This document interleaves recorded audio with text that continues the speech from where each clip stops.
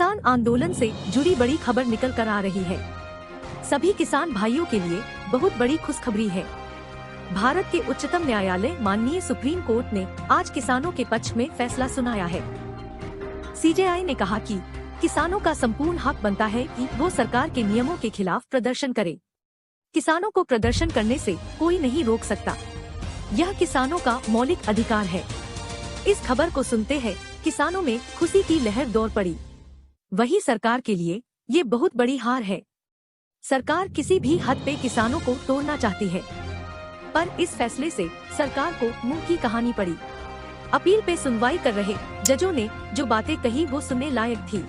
तो चलिए अब बढ़ते हैं खबरों में आगे। कृषि कानूनों के मसले पर सुप्रीम कोर्ट ने कहा कि आज हम जो पहली और एकमात्र चीज तय करेंगे वो किसानों के विरोध प्रदर्शन और नागरिकों के मौलिक अधिकारों को लेकर है। कानूनों की वैधता का सवाल इंतजार कर सकता है। सुनवाई के दौरान चीफ जस्टिस एस.ए. बोबडे ने कहा कि किसानों को प्रदर्शन का हक है, लेकिन ये कैसे हो इस पर चर्चा हो सकती है। कोर्ट ने कहा कि हम प्रदर्शन के अधिकार में कटौती नहीं कर सकते हैं।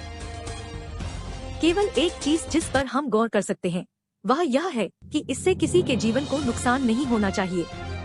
सर्वोच्च न्यायालय ने आगे कहा कि हम कृषि कानूनों पर बने गतिरोध का समाधान करने के लिए कृषि विशेषज्ञों और किसान संघों के निष्पक्ष और स्वतंत्र पैनल के गठन पर विचार कर रहे हैं। सीजेआई ने आगे कहा कि आप इस तरह से शहर को ब्लॉक नहीं कर सकते और नहीं हिंसा भड़का सकते हैं।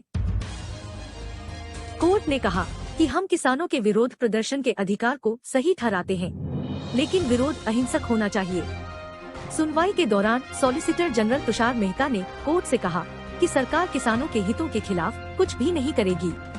उन्होंने कहा कि किसान संगठनों को आदेश दिया जाए कि सरकार के साथ कानूनों के प्रावधानों पर बात करें, जिससे खुले दिमाग से बात हो सके और समस्या सुलझे। इस पर कोर्ट ने कहा कि आप जो भी बात कर रहे हैं उससे कुछ नहीं निकल रहा है। मेहता ने कहा कि बातचीत तभी सफल होगी जब दोनों ओर से ऐसे लोग सामने आएं जो बातचीत के लिए तैयार हों। मुख्य न्यायाधीश ने कहा कि सरकार ऐसे संगठनों के नाम बताए जो बातचीत के लिए तैयार हों।